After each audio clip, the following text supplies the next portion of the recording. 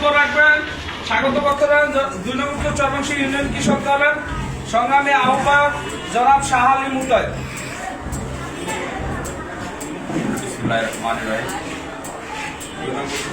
union সম্মেলনে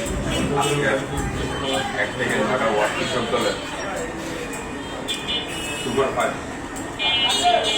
সকলে বাংলাদেশ জাতীয় দলের কৃষক দল ইউনিয়ন শাখার পক্ষ থেকে